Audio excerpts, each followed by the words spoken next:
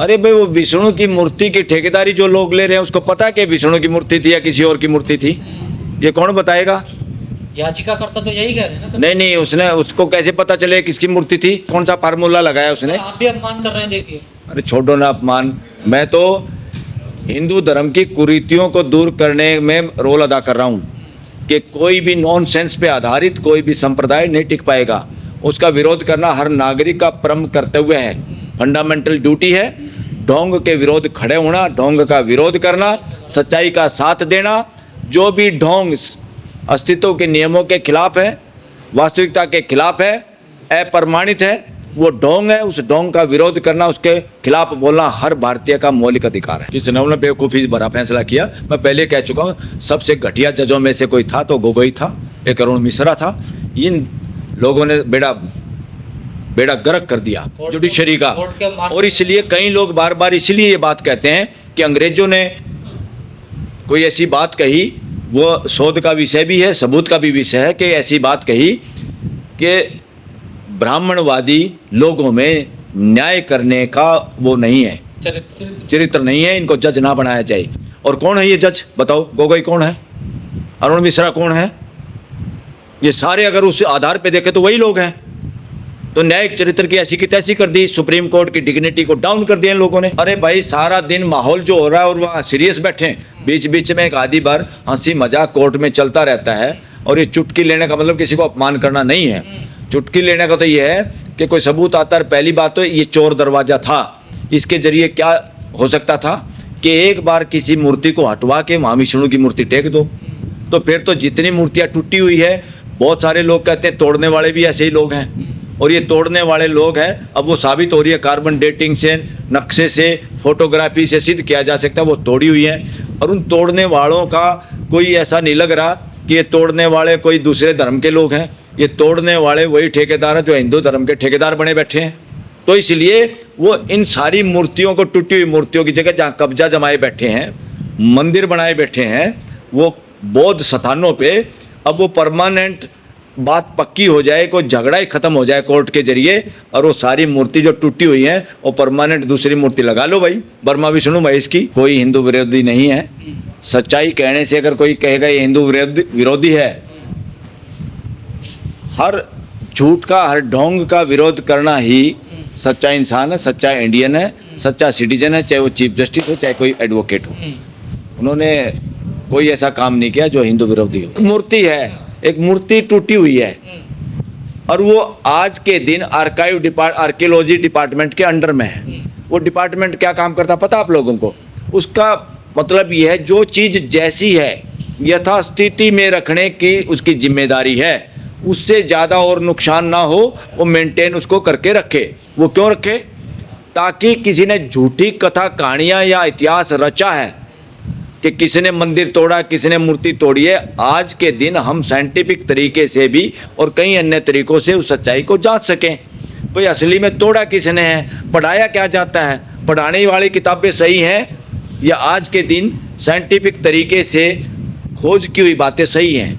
तो किताबों में बहुत सारी चीज़ें, जितना ज्ञान होता है वैसी किताबें लिखी जाती हैं। किताबें आदमी लिखता है, किताबें आदमी से बड़ी नहीं होती। इंसान अस्तित्व को पढ़ता है, समझता है और किताबों में लिखता है, कल्पनाओं में कविता लिखता है। तो कोई भी किताब ऐसी नहीं जो इंसानों से बड़ी हो। मानव जाति इस धरती पे पूरे अस्तित्व को प्रकट करने का एक माध्यम है, नेचर में इटसेल्फ। अरे कई बार छोटा बच्चा भी कोई नाराज हो जाए, दादा सफाई दे दे तो क्या बुराई है, राजी हो जाए बालक। इसलिए एक कंट्रोवर्सी जो पैदा करना चाहते हैं, जो कोई बात का बतंगड़ बनाना चाहते हैं, उनका मुंह कैसे बंद किया जाए बताइए। उन्होंने इसलिए वो कहा भाई हम तो सबका आदर करते हैं और हम सबका आदर करते भी हैं। तो इतना टारगेट क्यों किया गया उनको? टारगेट, जिन लोगों का काम टारगेट करने से बनता है वो अपना काम बढ़ाना चाहते हैं।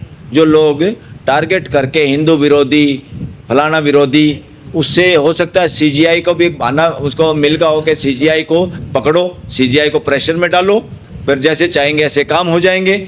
ये सब एक षड्यंत्र है, बहुत गहरे षड्यंत्र देश की जनता को समझने होंगे। और जिस साथी ने वो मुकदमा लगाया वो हरियाणा से था, और जिस समाज से था वो समाज मूर्ति पूजा का विरोधी है पहले से ही। अच्छा वो स्वामी दयानंद के सिखाने से नहीं सीखा, स्वामी दयानंद उनसे सीखे, वहाँ के लोगों से। स्वामी दयानंद ने भी पहले जो बताते हैं जो किताब लिखी सत्यार्थ प्रकाश, उसमें संशोधन किया। क्यों किया? क्योंकि वहाँ के लोग उस चीज़ों से ज़्यादा जानते थे, समझते थे, जीते थे। उन लोगों को कैसे कंट्रोल किया जाए, फिर उनके हिसाब से तो बोलना पड़ेगा। तो जो कुछ किताबों में लिखा जाता है वो अस्तित्व में समाज से समझा जाता है, तभी लिखा जाए। अरे अम्बेडकरवादी तो हम भी हैं, अम्बेडकरवादी तो सारे हैं। आज जय भीम का नारा किसी डॉक्टर बी आर अम्बेडकर के नाम नहीं रहा। ये जय भीम का नारे का मतलब पूरी दुनिया में ये यूनिवर्सल नारा बन गया है। इसका मतलब है समता, समानता, मानवता, भाईचारा, संविधान, कानून की व्यवस्था, संविधान की व्यवस्था। तो जय भीम एक ऐसा नारा बन गया, ये यूनिवर्सल नारा, ये दुनिया के देशों में बोला जाने लगा। नहीं, मैं ये कहूँगा आज मेरे से मेरा बच्चा भी कहे कि मेरा ये होगा, मेरा तो भगवान नाराज होगा, मैं तो फेल होऊंगा क्लास में, फिर हम कहेंगे भाई जो ऐसा तो कोई सौदा है नहीं नेचर में जो तेरे को फाइल और पास करेगा। तू मेहनत करेगा तो पास होगा, नहीं तो फेल होगा। तो कोई ये प्रेयर वरेयर के धंधों में गोरख धंधा, मैं कहूँगा ये मेरा अधिकार है बोलने का। मैं प्रेयर वरेयर में कोई विश्वास नहीं करता, क्योंकि प्रेयर करके हमने बहुत देखा। कोरोना में भी प्रेयर करी, कई हमारे जानकार मर गए प्रेयर करने के बाद भी। प्रेयर करने के बाद कई बार बहुत घाटा हुआ, प्रेयर करने के बाद कई बार पैसे ही नहीं आए टाइम पे, जब पैसों की जरूरत थी। तो कौन सी प्रेयर भाई, किसके पास है प्रेयर? याचिका करता मैं चैलेंज करता हूँ ऐसे सो कॉल्ड ढोंगियों को कि कोई एक प्रेयर बताए और उसका रिजल्ट साबित करे। ये साइंस का ज़माना है, आप प्रेयर करते हैं, रिजल्ट आता है, उसको भी आप साबित कर सकते हैं, उसको अध्ययन का विषय है ये। आज ये संविधान हमने सब ने आत्मसात कर रखा, जिसने संविधान आत्मसात कर रखा वो सारे तो अम्बेडकरवादी हैं। अरे जो संविधान के ड्राफ्टिंग कमेटी के चेयरमैन थे, एक तरह से डायरेक्टर थे इसको लिखने वाले, तो डायरेक्टर के हिसाब से तो फिल्म बनती है। हमारे यहाँ वकील, जो मेन वकील होता है, वो अपनी पूरी टीम को डायरेक्शन देता है, ड्राफ्टिंग कैसे करनी है, उसको चेक करता है, उसको चेंज करता है, फिर उसको कैसे टाइप करना है उसको पता होता है, मेरे को आर्गूमेंट कैसे करने हैं। तो इसका मतलब ये नहीं कि टीम का सहयोग है, मगर मेन रोल डायरेक्टर का होता है। सम्मान सबका होना चाहिए। हम घर में सम्मान करते ना, हम तो सड़क पे चलना हुआ, हमारा कोई भाई बंधु मानसिक रोग रूप से विकलांग, उसका भी सम्मान करते हैं ना ये देश। हम उसको वो नहीं कर सकते, उसको एक अच्छी जगह इलाज उसकी कोशिश करते हैं। कोई गरीब है, लाचार है, बीमार है, इवन कोई मरा हुआ भी पड़ा है, उसको भी अपना मान के हम संस्कार करते हैं ना, उठाते हैं ना, दया आती है ना। कोई बच्चे को कोई पीटता हुआ नजर आए, चाहे बच्चे ने गलती भी की है, तब भी हम रुक जाते हैं ना सड़क पे, क्यों मार रहे हो बच्चे को। तो ये चीज़ें तो पूरी मानव जाति में है, पूरी मानव जाति का एक ही सॉफ्टवेयर है। ये जो लोग सत्ता और चालाकी और षड्यंत्र और जो शोषण करने की मानसिकता से भरे हुए हैं, ये बीमार लोग हैं, और ये बीमार लोग हमेशा इसी तरह का बहाना बना के उसका बेनिफिट उठाना चाहते हैं। ये समय रिएक्शन करने का नहीं है। जो इस तरह की मानसिकता से ग्रस्त लोग, बीमार लोग हैं, उनको अपनी मानसिकता सुधारने की जरूरत है। संवैधानिक मानसिकता, मानवीय मानसिकता बनाने की जरूरत है, इससे कुछ नहीं होगा। और अब आके बहुत सारे लोग ये बात करते हैं, अभी भी मान लो किसी की पार्टी सत्ता में है तो कितने लोग पार्टी बदल के सत्ता वाले पक्ष में चले जाते हैं, क्योंकि सरकार है, कुछ फ़ायदा उठाने के लिए चले जाते हैं। ऐसे ही अगर जेनेटिक स्टडी की जाएगी इस देश के अंदर उन लोगों की, चाहे वो ब्राह्मण हो, क्षत्रिय हो, शूद्र हो, वैश्य हो, बहुत सारे लोग इधर उधर से इकट्ठे हो गए, उस वर्ग में शामिल हुए जिसमें सबसे ज़्यादा सर्वोत्तम जगह थी, बेनिफिट थे। तो ये सारी की सारी इन बातों में जाने के बजाय नहीं, अम्बेडकरवादी का मतलब है सच्चाईवादी, अम्बेडकरवादी का मतलब है मानवतावादी। लेकिन वो कह रहे हैं कि गवाई साहब ने 72,000 के जूते पहने हुए हैं, इनकी तनख्वाह है क्या? 72,000 की तो अपने उसका जिसके पक्ष में ये ट्रोल आर्मी लग रही है, उस आदमी की घड़ी, जूते, चश्मे, कोटी चेक करो।